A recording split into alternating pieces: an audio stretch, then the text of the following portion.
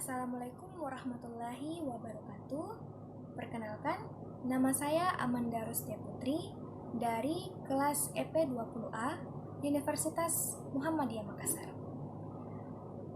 Pada kesempatan kali ini, saya akan mempresentasikan hasil makalah saya yang berjudul Politik Strategi Nasional. Pertama-tama, saya ucapkan terima kasih kepada dosen pembimbing pendidikan Pancasila dan Kewarganegaraan, yaitu Ibu Dr. Fatmawati MSI. Ada beberapa rumusan masalah yang diangkat dalam penulisan makalah ini. Yang pertama, apa yang dimaksud dengan politik dan strategi nasional? Yang kedua, bagaimana penyusunan politik dan strategi nasional? Yang ketiga, apakah dasar pemikiran penyusunan politik strategi nasional? Yang keempat, bagaimana implementasi dari politik dan strategi nasional? Dan yang terakhir, bagaimanakah keberhasilan politik dan strategi nasional? Kita beralih yang ke pertama, pengertian politik. Istilah politik berasal dari bahasa Yunani polis yang artinya negara atau city-state, yang terdiri atas adanya rakyat, wilayah, dan pemerintahan yang berdaulat. Politik adalah berbagai kegiatan dalam suatu negara yang berkaitan dengan proses menentukan tujuan dan upaya-upaya dalam mewujudkan tujuan tersebut. Yang kedua, pengertian strategi.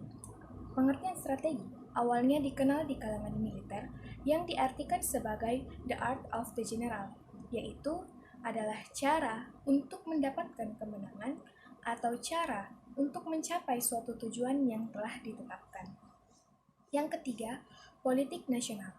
Politik nasional adalah asas haluan usaha serta kebijaksanaan tindakan dari negara tentang pembinaan, yaitu perencanaan, pengembangan, pemeliharaan, dan pengendalian, serta penggunaan potensi nasional untuk mencapai tujuan nasional. Yang keempat, strategi nasional adalah cara melaksanakan politik nasional dalam mencapai sasaran dan tujuan yang ditetapkan oleh politik nasional.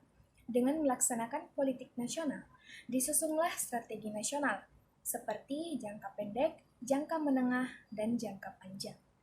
Kita beralih ke rumusan masalah yang kedua, yaitu bagaimana penyusunan politik dan strategi nasional. Yang pertama, suprastruktur dan infrastruktur politik.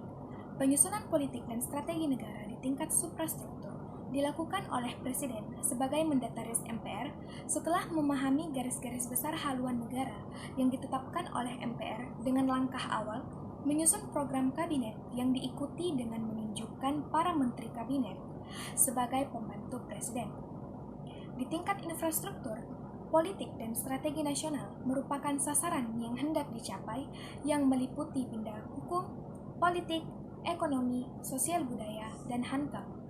Masyarakat melalui peranata politik yang ada di era reformasi memiliki peranan yang penting, yaitu berupaya mengontrol jalannya politik dan strategi nasional yang telah ditetapkan oleh MPR sebagai GPHN maupun yang dilaksanakan oleh Presiden beserta penyelenggara negara lainnya. Yang kedua, penentu kebijakan. Kebijakan puncak dilakukan oleh MPR yang berwenang menetapkan Undang-Undang Dasar 1945 dan GPHN. Kebijakan umum dilakukan oleh Presiden sebagai kepala pemerintahan dan DPR. Bentuknya adalah undang-undang, perpu, peraturan pemerintah, Kepres, dan Impres. Kebijakan khusus dilakukan oleh Menteri dalam menjabarkan kebijakan umum guna merumuskan strategi dalam masing-masing bidang sesuai tanggung jawabnya. Kebijakan teknis dilakukan oleh pimpinan eselon 1 departemen, pemerintahan, dan non-departemen. Bentuk kebijakannya adalah peraturan keputusan atau instruksi pimpinan departemen dan dirjen.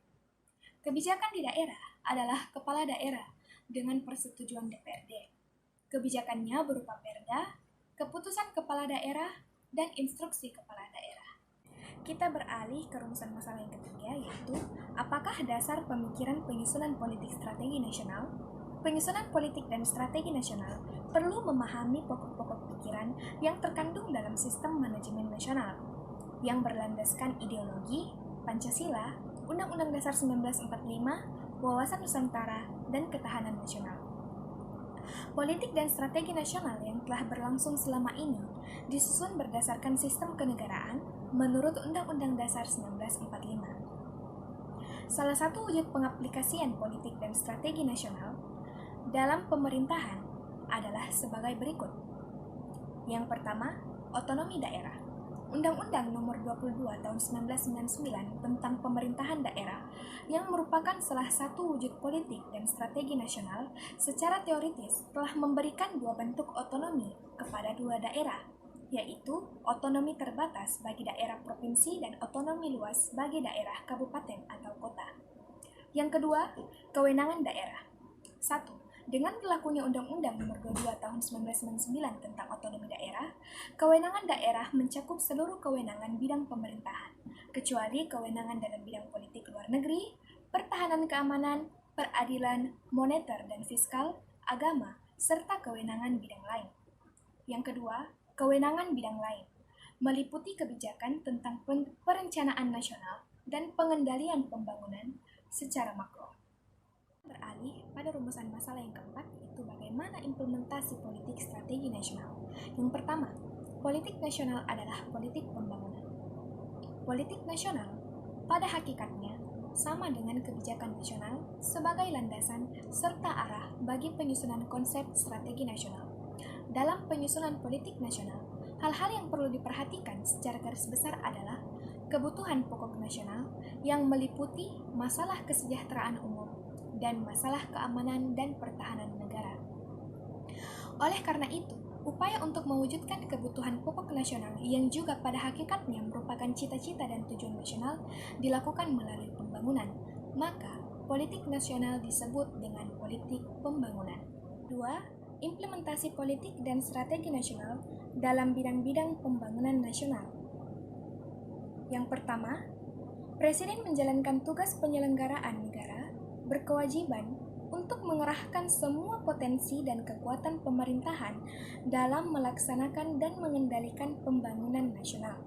Yang kedua, DPR, MA, BPK, dan DPA berkewajiban melaksanakan GBHN sesuai dengan fungsi, tugas, dan wewenangnya berdasarkan Undang-Undang Dasar 1945. Ketiga, semua lembaga tinggi negara berkewajiban menyampaikan laporan pelaksanaan GBHN dalam sidang tahunan MPR sesuai dengan fungsi, tugas, dan wewenangnya berdasarkan Undang-Undang Dasar 1945.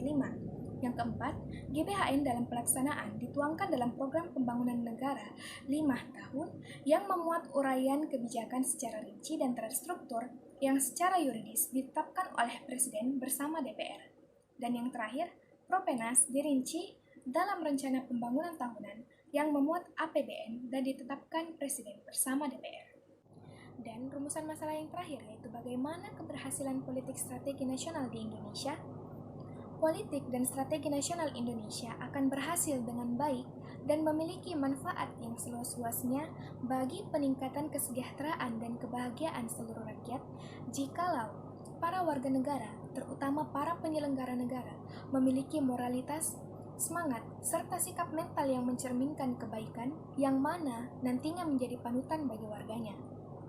Dengan demikian, ketahanan nasional Indonesia akan terwujud dan akan menumbuhkan kesadaran rakyat untuk bela negara, serta kesadaran nasionalisme yang tinggi, namun bermoral ketuhanan yang Maha Esa, serta kemanusiaan yang adil dan beradab. Dari pembahasan di atas, diharapkan Indonesia dapat melaksanakan politik dan strategi nasional sesuai dengan yang diharapkan oleh masyarakat Indonesia, agar kesatuan dan kesejahteraan bangsa Indonesia lebih terjamin dan dapat dirasakan oleh seluruh masyarakat Indonesia. Dan juga, diharapkan para penyelenggara negara memiliki moralitas, semangat, serta sikap mental yang baik agar dapat menjadikan bangsa Indonesia lebih maju. Sekian yang bisa saya sampaikan, kurang dan lebihnya mohon dimaafkan. Wabillahi taufiq wal hidayah. Wassalamualaikum warahmatullahi wabarakatuh.